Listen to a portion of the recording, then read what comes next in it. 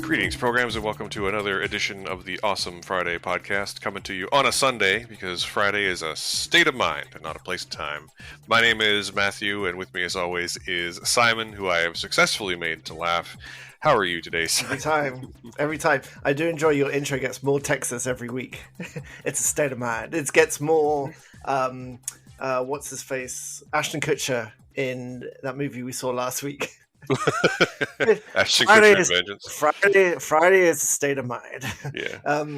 We're just leaving artifacts of ourselves behind for people to find and build a construct of the emotional state that we may have been in at the time. I had no idea your Texas accent was so solid. Congratulations. Yeah, I have no idea if that's true, and I refuse to comment either way. Well, in the same way that I never do a British accent, I try not to do British accents in front of you.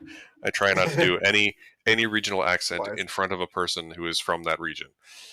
But you will do your Boston accent in front of literally anyone.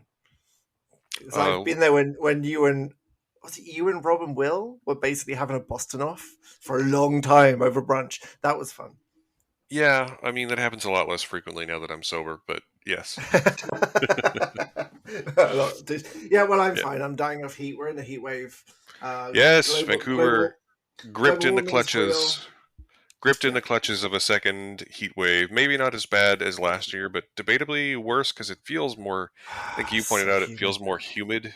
Yeah. But also, we here in the, we're from the tropics of Canada, man. Like, we're used to like 25 and dry, and it's 32 and humid right now.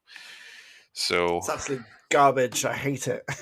I hate extreme heat and I hate extreme cold. Do you ever just look back at like I don't know what it was like in Britain, but my like whole like elementary school and high school experience was talking about how like climate change was a thing and we needed to do something about it. And then like looking back now and realizing those fucking corporations were just offloading all the responsibility onto we the consumers who could never have a meaningful effect.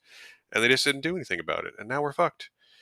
And anyway, but remember, reuse your plastic bags and recycle your tins because that makes a difference. Not the 10 corporations that are responsible for 70% of the world's emissions. It's all complete distraction.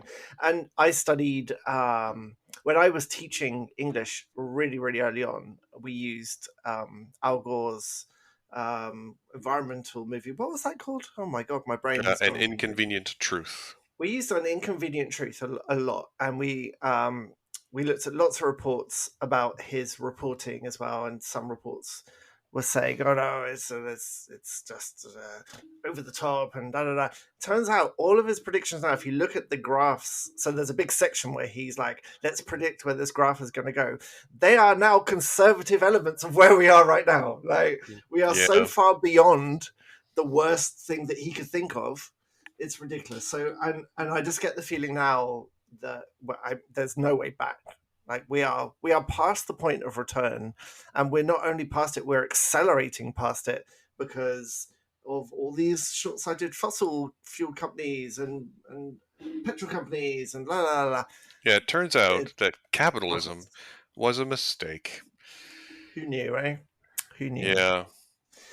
Anyway, it was always good to start the podcast on a Sunday morning with 5 solid minutes of doomsaying. But we're in the middle of a heat wave, so that's what's going to happen. Sure is. I'm dying. But no, let's talk about two movies. I went to the cinema this week, and it was nice to sit in the aircon to watch one of the movies we're going to talk about. So that's good. I mean, what are we doing? Yeah, I mean, cinema air conditioning is good. Although it feels like they haven't been turning it up as much lately. No. But I've only been in the cinema like 3 times in the past couple of months. You know what? I absolutely get that. I was expecting to be frozen, and I was just mildly chilled. And I wonder if it's because it's so hot outside. You just want to be like Costco. The Costco ice room at the back of Costco is where I want every room to be right now. And I went on the way back from Jericho. We spent the whole evening on the beach, and at about 10 o'clock last night, I ran into Save-On to get some bagels, and their aircon was set to like unbelievable, ridiculous, like Arctic polar bear weather, and it was glorious. It was amazing. And then I had to walk back into the pizza oven afterwards. So what Why? Do... Yeah, We're still still just talking bitching about about the how heat. terrible the weather. Oh, the cinema, the cinema. Okay, so you're Yeah. right. The aircon in cinemas has definitely dialed down a little bit, I think. But the movie was good. Well, that's good. Well, we're going to talk about two movies this week, as we are wont to do. One, I, I just enjoy that when I say things, you laugh. It's like I try and key my delivery to make you laugh, and it works every time, and it makes me feel I good on the inside. I just really enjoy that you've embraced the true traditional English instead of the modern crap that is used these days. It's Well, been a pleasure. we're about to watch a film that totally slaps, and Dude, that's totally lit, bro. Oh, yeah, that's, the second film that we're going to talk about uses a lot of this new language. And let me tell you, it's meant to make your teeth grind. And it really succeeded. Really, really yeah. succeeded. Well, we're getting ahead of ourselves now, so let's talk about our first film, which Okay. came out last week. So we're a week late to the party, technically, on Jordan Peele's latest effort, Nope, which I have to say is maybe the most confident movie title of the year, in a good way, I think. Which is the story of a family who owns a horse ranch, and their horses are used in films, and they're falling on hard times. And then there's a UFO in the clouds above them, and that's pretty much the whole setup for the movie. If you have seen the trailer, you know what I'm talking about. And I liked this movie quite a bit, actually. How did you like it, Simon? So, well, first of all, I wonder if it holds the record for the film that says its title the most times during the film. I would like to know the stats on that. Um, I mean, but I the think they only say nope a few times, but every time they do, it's so effectively deployed that it like. I mean, if you've watched horror movies and you've ever been in a moment where someone's about to do something and you're like, you should just no, don't do it, bro. Don't come out from behind the door. And then in this Mhm. movie, a number of times a character looks to do Yeah. something and goes, nope, nope, nope, and it's pretty perfectly deployed every time. To answer your question, did I like this movie? I think there were parts of it that were potentially parts of better movies rolled into a movie that didn't quite land for me, if that makes sense. That this is a movie that has quite a big U-turn, sort of three quarters of the way through, and um, John Peele's movies are interesting. I absolutely love Get Out and I adored Us. So already I think there's expectations here that I'm going in wanting it to be like that. And we know he loves classic Twilight Zone, and his movies now, all three of them, have the classic Twilight Zone like triangle of setup, revelation, resolution, and Hmm. with Get Out and Us, I found that setup revelation just so satisfying, and the conclusion, like the resolution of that revelation in both of those movies, is really really satisfying. Even though I think maybe the end of Get Out maybe lost a little bit of steam. I love the ending of Us. That's one of my absolute favorite final like 15 seconds of cinema from that year, where if you remember when the camera pans back over Les Fleurs and Hmm. everyone's free over the hills, like it's just wonderful. And when like when you have the twist, this movie I think went for the same thing of setup, revelation, resolution, and I don't think it worked as well.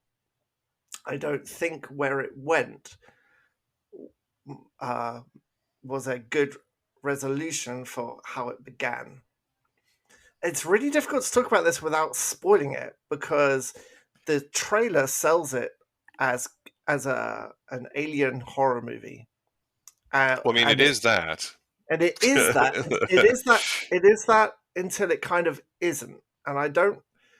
There's a decision made at one point where it becomes pretty fundamentally a different movie, and I do kind of enjoy that as a separate thing, but I don't think together it worked as well for me as it did for you. Mm.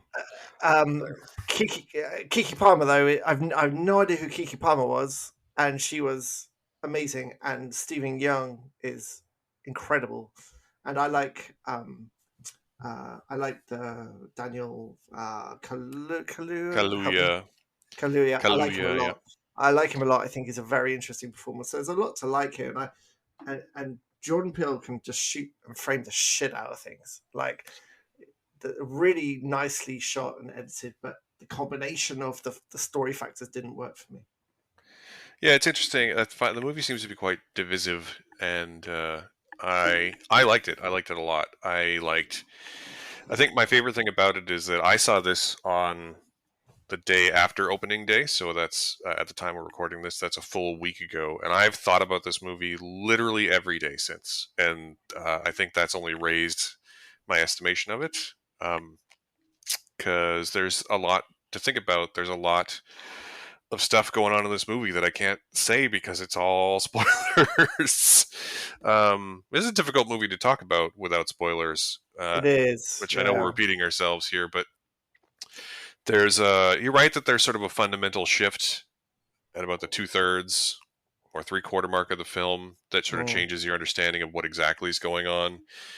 I sort of get, I totally get. There's a number of flashbacks in the film that are about a secondary character that lend a ton of weight and context to a decision that that character has made through the film. Um, and I totally get that.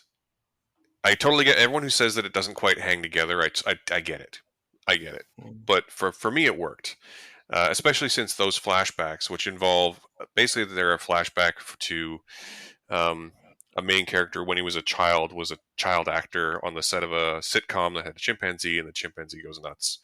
And those sequences are the scariest thing in the whole movie. Like Oh, by most of the far. movie's not really scary, but No, the not at all. scenes between the child and the chimp, who is motion captured by Terry Notary, those scenes are terrifying. Like just, Yeah. and apparently inspired by a nightmare that Jordan Peele had, which is, Yeah. I don't want to ever have that person's nightmares. That sounds awful. the Um, but what I think, you know, it, what am I trying to say? It I sort of get how it doesn't hang together. I sort of get that it's either going to work for you or it's not. But I think this is definitely a film that, regardless of what anyone else thinks, you should see and decide for yourself. There's so much going on in the movie that you're either going to really connect with it, or I don't know anyone who's just been like, it's fine. Like Mm. you're either like, that was incredible, I have so much to think about, or what the fuck was any of that? And there's no middle ground. See, And I sort of love that about it. I'm kind of the fine person though, but that feels off for me because Get Out, like I immediately bought on Blu-ray as soon as I saw it because I knew I wanted to watch that over and over and over. And Us is quite a different movie from Get Out, and it has its own issues, but it's a really well put together thriller. And I came out of Nope thinking, and I'm the opposite to you. I saw it on Tuesday, and I haven't really thought about it since, apart from putting my ideas together for the podcast.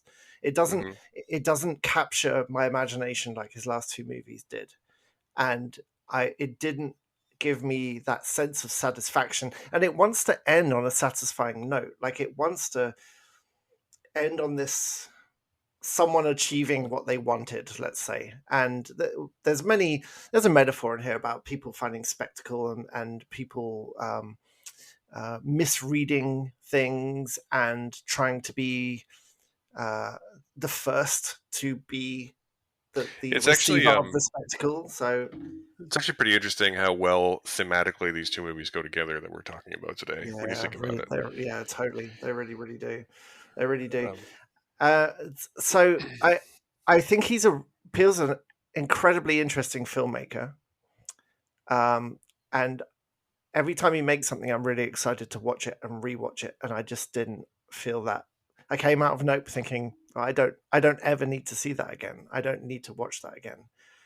and I wasn't expecting that, because out of all my reactions, I was expecting to be intrigued, and maybe, I don't know, maybe it tells you too much, because by the end of the movie, you know everything.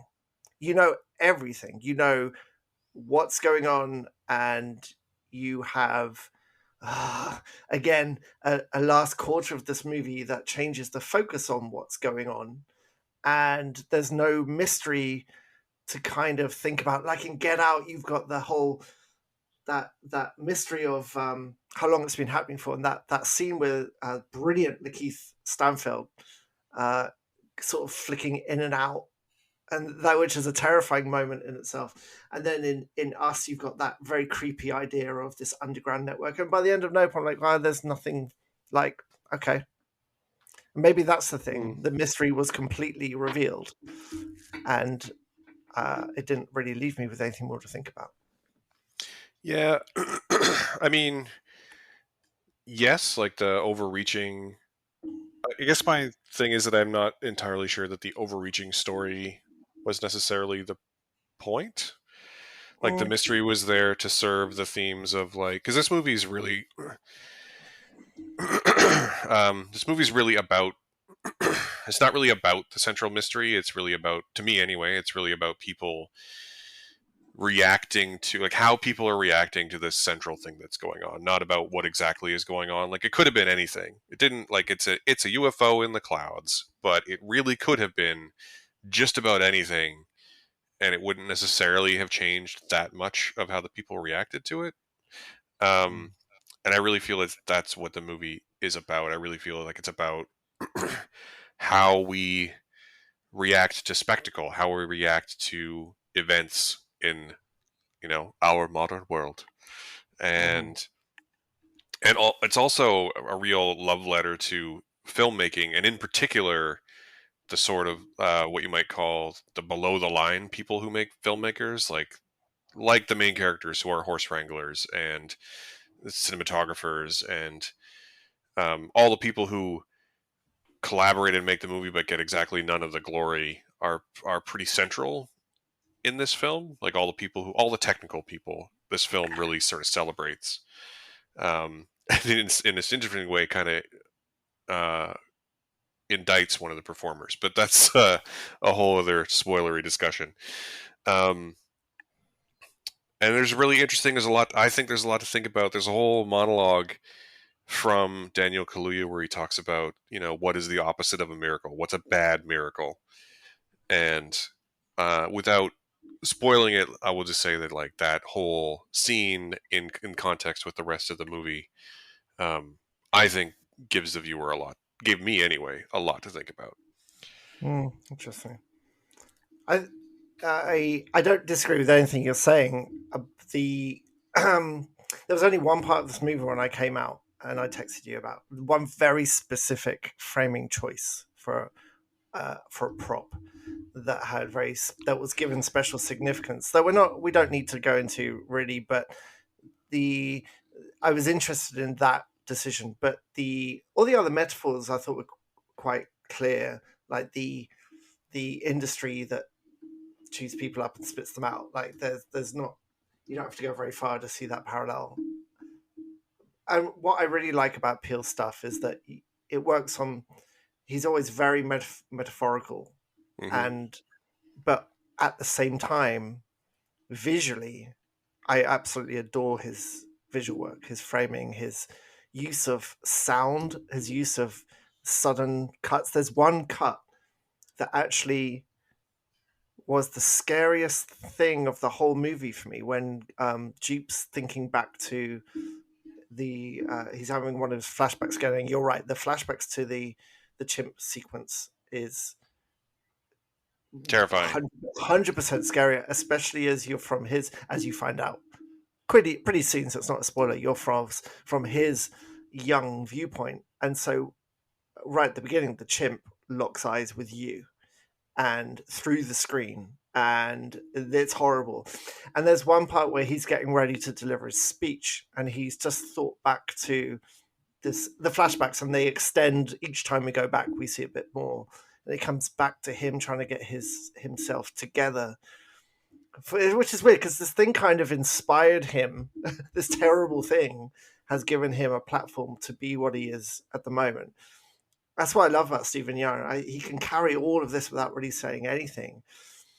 And then his wife comes in and he starts his speech and he says 3 lines and suddenly it goes blackout, noise cuts, light cuts, and it is so jarring. It actually Hmm. made me jump.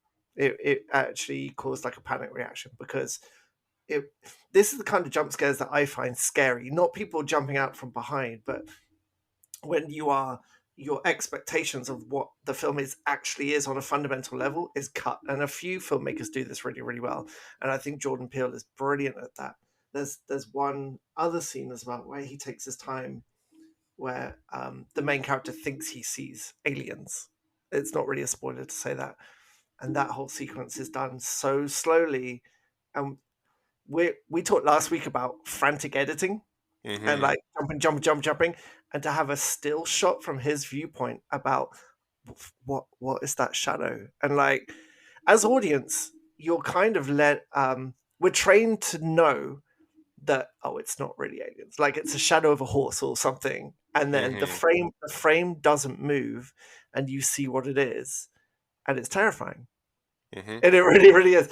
And so I love how Jordan Peele, like it's so old fashioned Twilight Zone, and he's so technically good. A lot of this film is set at night, but you can see everything. Like he grades and lights the shit out of this, and I think it's just visually fantastic.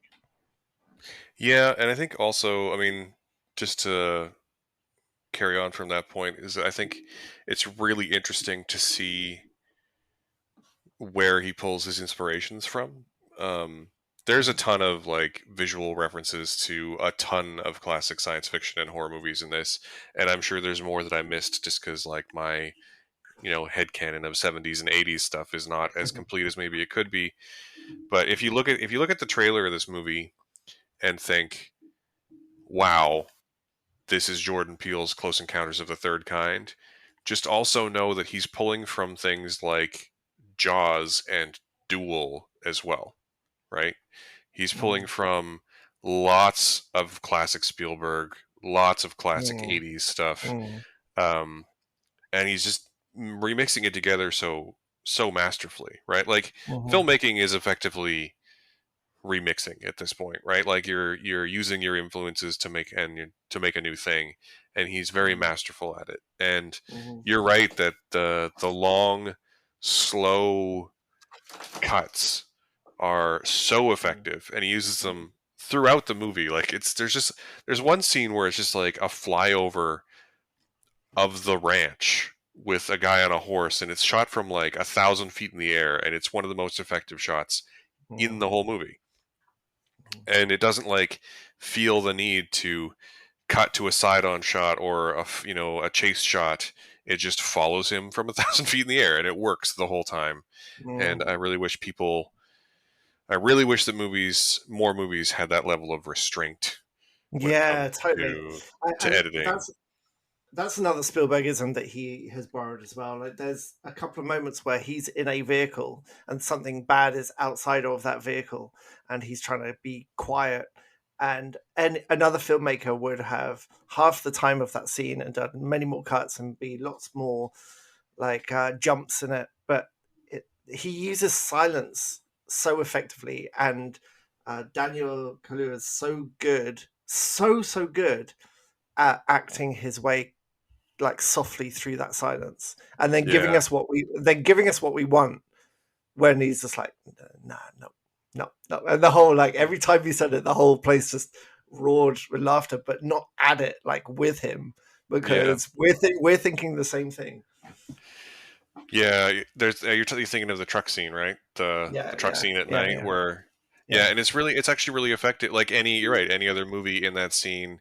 So he's in a truck. It's at night. There's a rainstorm and there's a monster outside. And any other like a worse made movie would be cutting to the monster or shadows of the monster or something. But that whole scene Mhm, exists just with the camera on Daniel Kaluuya's face as you mhm, hear stuff happening outside, and it is mhm, so much more effective. Yeah, the sound Um, design's amazing. the That sound it, design is that incredible, and he really mhm. understands the same thing that I think Ridley Scott really nails with the first Alien film, in that the less you see the monster, it's the scarier it actually is, That's another right? Spielbergism as well. Yeah, absolutely. Yeah. But that's, it's classic. I mean, there's a point in this movie where you see everything, but it's late enough that you've already been sufficiently scared by it that it doesn't matter anymore. And by the Yeah, it time you becomes do, more it's wondrous, doesn't it? yeah, and by the time you do, it's the it's so hard to talk about without spoiling. But by the time you see what's actually out there, it's so interesting and different and weirdly beautiful, and you're right, wondrous is a good word for it, that it just becomes very effective. Um, I think that this is a very confidently made movie, and um, a brilliantly acted movie, and has given me tons to think about. So I really liked it, and it sounds to me like you liked it but didn't love it, which I think is a Yeah, fair reaction. absolutely. No, it's just I can hear myself talking about all the different parts that I loved, but together it came together in a movie I only liked, and Yeah. I wasn't expecting that. Well, what would you give? What would you give this movie out of 5? I'm going to give it a Uh, solid 4 out of 5.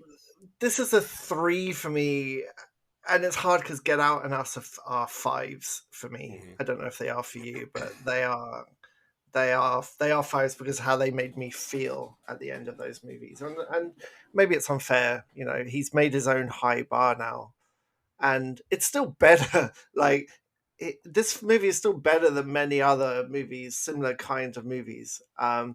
And for me, the U-turn in style didn't capture me, and it just didn't really come together as a whole. But as a filmmaker, he's still like exquisite. He still gives me lots of good stuff. So it's a 3 for me. Yeah, it's a 4 for me, and it's interesting though because, like, it's a 4. It's probably, of the three features he's made, is probably my least favorite of the three, but it's still one of the Mhm. better movies I've seen this year.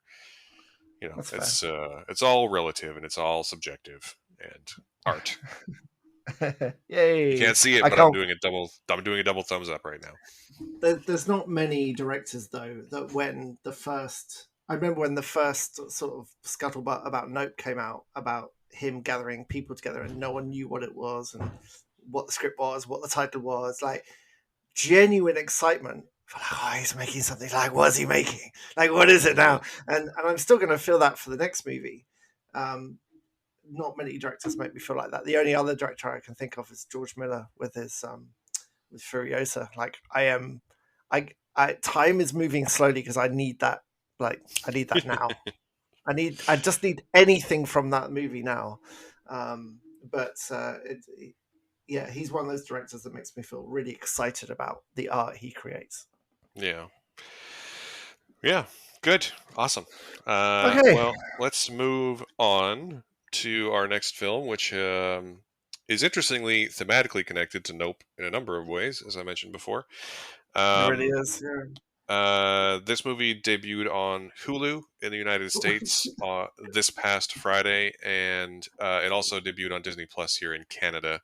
And it is Quinn Shephard's Not Okay, starring Zoe Deutsch. And Simon, why don't you take us through the briefest of plot synopses of this film? Well, we planned this, of course, because they're so similar in themes. We didn't just change what we were doing 2 days ago. Zoe Deutsch works for BuzzFeed, basically, Yeah. in another name, and she's an aspiring writer because, of course, she is, and she speaks in Gen Z um, uh, affectations and hand signals, and basically, her and everyone she works with are these absolute worst stereotypical Gen Z content creators who make lists of actors who are in that 80s show, what are they doing now, that kind of thing. And she wrote, it does begin actually with her editor explaining why she can't use her story about why she's feeling sad because and that wonderful line, I'm going to mess it up, but we don't usually encourage FOMO about 9/11. That's the best part of the whole. That's one of the best parts of the whole movie. That was And the so, first. That's the first line that made me laugh in the movie, and it comes about 1 minute into the movie. yeah, yeah. Yeah, it's pretty great. So she is desperate, like so many of people her age. She's desperate to be noticed and famous. And in the building is an influencer called Colin, who played by Teen Wolf TV shows Dylan O'Brien, as a blonde himbo is the only way to put it. And he is famous for being famous, and he speaks in God knows what language he uses, but he's all, I can't do an impression of it because it will just sound terrible, A, with my age, and B, with my accent, but you can imagine that kind of person vaping all the time and just saying peace to people and all kinds of things. And she aspires to be noticed by him. She aspires to be anything than what she is right now. She just wants to be known and famous. So she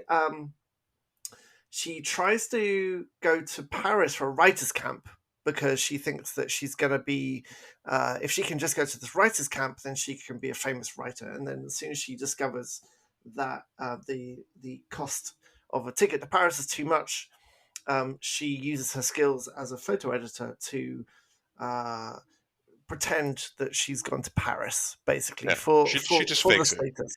So she fakes it, which is good, which is fine until she finds out there's a terrorist attack, there's a bombing at the Arc de Triomphe, and everyone starts.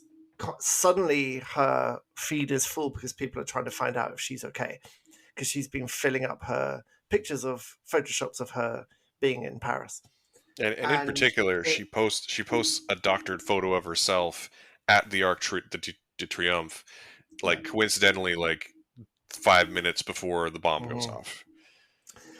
So in this movie, she makes a series of bad choices, and her first bad choice is to pretend that she was there because it's suddenly getting her status, and people are actually interested in her and want to know if she's okay. And so she starts spinning this web, lies upon lies, and um, she keeps looking for ways to increase. Now she's starting to get more exposure. She wants to increase her sort of outreach.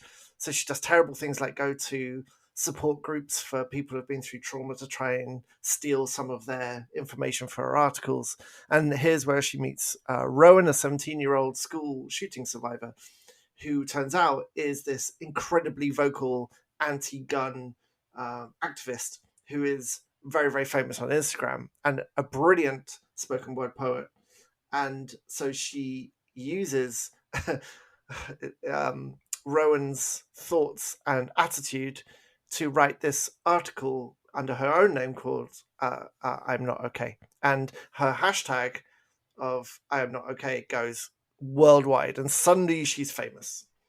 And the rest of the movie is the eventual dealings with that and the fall from grace. Yep. Um, did you like it though? Not really. Did you? I did actually. Yes.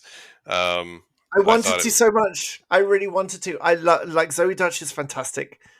Yeah, Mia, I Mia, think it's a bit tonally messed up at or mixed up at points. And I think that has a lot to do with the fact that Zoe Deutsch's character, um, Danny, is a super unlikable person, but Zoe Deutsch is perhaps the most adorable person on the planet, and there's no way to like disguise that. So there's times where like, and the film even starts with a warning that says like, mm, be aware the main character is an unlikable female, which is just societally a thing we just shouldn't have to need, but there it is. Um, but then like she's so, I mean, obviously her whole arc is going from being a terrible person to trying to be a good person. But she's already so like it, adorable at the beginning that it's kind of hard to like be like not sort of be, it's tough. It's tough. see, yeah, Um, that arc of her wanting to be a good person. That realization comes like 5 minutes before the end of this film. Like for most of this movie, she is an absolute Now, in my country, we have certain words we can use, but in this country, we can't use certain words. So she is she is a horrible person who, at no point, stops to think about should I be doing this next thing. She just sees opportunities until the very, very end. And I thought a lot about when I was watching this. I thought a lot about Fight Club, and I thought a lot about King of Comedy, the Robert De Niro movie, Hmm. and why those movies work when you've got a distinctly unlikable person. I think it's the panic of knowing that you have to keep lying and you're too far in now. Like in Fight Club, it's easier because you've got the split. Tyler Durden has these split um, uh, portrayals. So you've got Jack and you've got Tyler. So you can see the panic and the doubt, and you can see the bombast. In the King of Comedy, De Niro has that panic, and Joker tried to copy this really ineffectively, but that panic Mm. of I know I'm going too far, but I've gone too far to stop. And all I saw with Danny, Zoe Dutch's character, is like, oh, here's an opportunity, oh, here's another opportunity. For me, it was missing that panic of I've lied so much I can't stop, like this is now an avalanche. And that was a really missing factor for me. Yeah, I would say that that's a fair assessment. For me, I don't think it came right at the very end, but it definitely came late. Like it definitely Yeah, comes like it's very much like a third act turn rather than like a second act slow arc, right? Like it's yeah, there's totally. a very specific incident toward the end of the second act. I guess the end of the second, beginning of the third, where suddenly she's like, "Shit, I am a terrible person." Um, but without getting too deep into spoilers, I like that the film sets up an arc of redemption for her at the end and then doesn't give it to her. I really like that about this movie. A lesser film would have had her resolved and happy, and this film holds her accountable for what she's done and leaves her in exile, and I kind of enjoyed that about it. And it's hard to, like, it's kind of a spoiler, but it's what makes the film interesting and good to me, so it's hard to not say. Mm. um and in particular, like, there's you're right that the whole first act, act and a half, or first two acts, she's spending time with this other young girl, and she starts out strictly being there to like co-opt that young girl's voice, and it's a pretty wonderful voice. I legitimately um, cannot wait to see more of Mia Isaac because she is so good in this movie, um, as Rowan. And the sort of realization that she's co-opting Rowan's voice comes late, and within context of the film, I think it's understandably late. And it's obviously Rowan's influence that makes her start to become a better person. But I really like the resolution of that relationship. Um, I think it's a lesser film would have resolved it more happily. I'm just spoiling the end of this movie. I kind of feel bad about it, but I, it's I, it's I so it's so it's so well acted, and the themes are interesting enough that I don't think it really matters that I'm not giving all the details away here, just for clarity's sake. yeah, I don't know. it is definitely one of the movies that when you see it, uh, when you get into the context and she starts lying to sort of cement her previous lies, you know where it's going. You know how this movie's going to go. At some point, um, something's going to fall apart, and Yeah. I don't think it's a too big a spoiler. I don't think Zoe Dutch's character was had the depth of writing that it needed to take her through this journey. And I actually, Zoe Dutch did a brilliant job with what she had, but she didn't have enough. It was really, really superficial. And there were more opportunities for her to doubt, just doubt. She didn't need redemption, but she needed moments where she's like, should I be doing this? Like, is this? There's never any of these flashes of the beads of conscience, I should say, about should I be doing this? Like, even in there's a moment in the second act where she's talking to Mia Isaac, and you think actually she's starting to be a bit more honest, that their friendship is growing, and then suddenly she manages to place herself as a presenter for her next big show. And in her eyes, you can see it's just she's back to manipulation. And Hmm. there's no moment of her thinking, well, now I'm becoming friends with her. Should I still co opt her? And I think that was a really big missing element in the way Danny was written, because everyone else could just be stereotypes. Like Colin is an awful stereotype who has no arc whatsoever. He's just a complete brain dead boy who's just full of social media cliches, and everyone else she works with is kind of the same. But what I've loved about Mia Isaac, I mean, as Hmm. an actress, I don't know who she is. She was incredible in this, like absolutely incredible. And her influence on Danny, so Rowan's influence on Danny is to start being a bit more authentic, because that's the thing about her. She's just herself. She's very authentic. And um, there's a moment like when I was talking about where Mia's authenticity starts rubbing off on Danny a bit more, but then she's back to, well, I'll just present with you. And you can see the manipulation, and it was just a missing, uh, a real missing element, because there was no point in this movie where I looked at Danny until really close to the end. It may not be the very end, but really, really close, where you start seeing, I'm regretful of these decisions. And it's only because she got found out. Up until that point, she's just full steam ahead. Yeah, I don't disagree with anything you're saying exactly, but I think for me the point is that she's kind of a broken person, right? That she's so steeped in influencer culture and the influencer way of being and living her life that, in that same moment where she's like, maybe I could just be a presenter, like she's just exploiting Rowan because she understands that's how people exist, right? Like I don't think it's I sort of get the choice to not have her be remorseful before that point because she doesn't that character, that type of character. And we've seen this kind of thing play out with influencers in real life that like they just don't. She just doesn't understand that it would be bad to do this until after that rally that they're planning on going to. So that doesn't really bother me. It only sort of actually heightens the indictment of influencer culture that this movie Mm, ultimately is. Um, mm, I think I obviously liked it more than you did, which is mm. fine. But I do think it is kind of divisive. I think you know.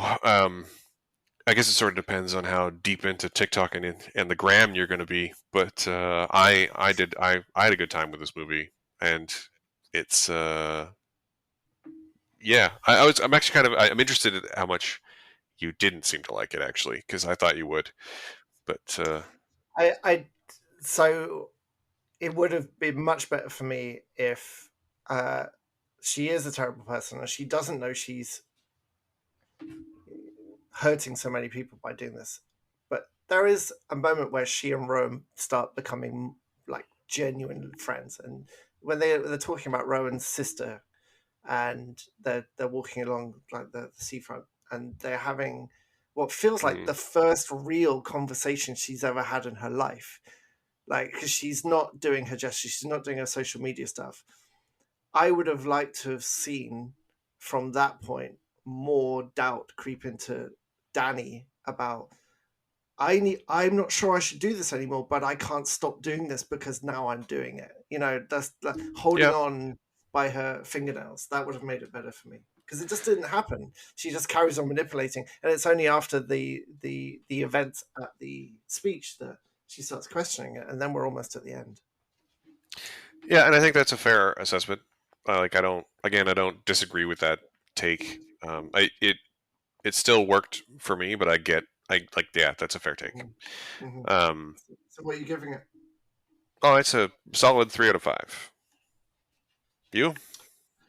It's probably a two, I'd say. I mean, there's the stuff that's interesting in it, um, and I really like Zoe Dutch. I mean, you're right; she is I adorable. would say this movie is worth watching just because Zoe Dutch and Mia Isaac are both great in it.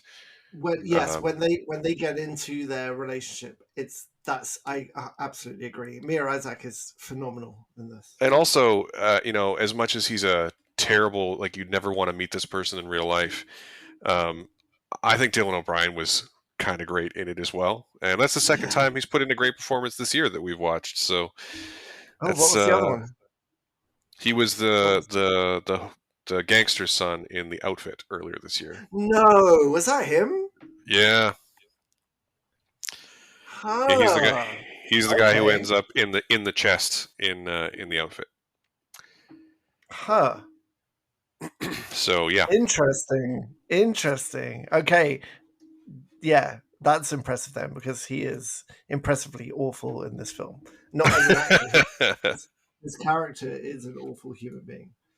Yeah, I find Dylan O'Brien to actually be a fairly reliable presence in films, even in films that I don't necessarily like. But yeah, I thought he was the two things I've seen him in this year. In this year, I have enjoyed him in quite a lot, and I know he's done stuff in between. But the last three things I've seen him in, including these two, I've enjoyed him in very much. Mm, Um, even to be fair, again, I think I missed a movie or two in there, but he was in a movie a year or two ago called Love and Monsters on Netflix, which I enjoyed a lot. right. Yeah. I still haven't seen that. Yeah, I watched the first 10 minutes of that and not anymore. Hmm. I would personally very much like to see a movie with Karen Soni in it, who I think is a really good actor, as not the comedy Indian guy who says the wrong thing. Because he is, in this movie, he is his Deadpool character, which is the slightly awkward Indian guy. And it was the same character in this movie. That's the same purpose, was to be the person. And the joke is nobody gets his name right and nobody knows who he is. And he's really awkward. I'd like to Yeah, see him do something else than that character. yeah, I wouldn't go quite that far, but you're right that he's kind of typecast. If you want to see, interestingly, if you'd like to see a movie in which he is a more authentic and fully rounded character, you should look up a movie that came out last year called 7 Days, which was a pandemic shot and influenced rom com, which I enjoyed a lot. Ooh, okay, I Yeah, will. not to co-opt the podcast, but the whole premise is that like he goes on a first date with a woman, uh, and then the pandemic happens and they're stuck together for a week. Oh, is he in that? Oh, okay. And it's quite and like they're set up by their parents. They're both Indian American, and she's presented as being like quite prim and proper, and then it turns out she's very much not that, and that's where the hilarity comes from. Sorry, a wasp has just come in my room.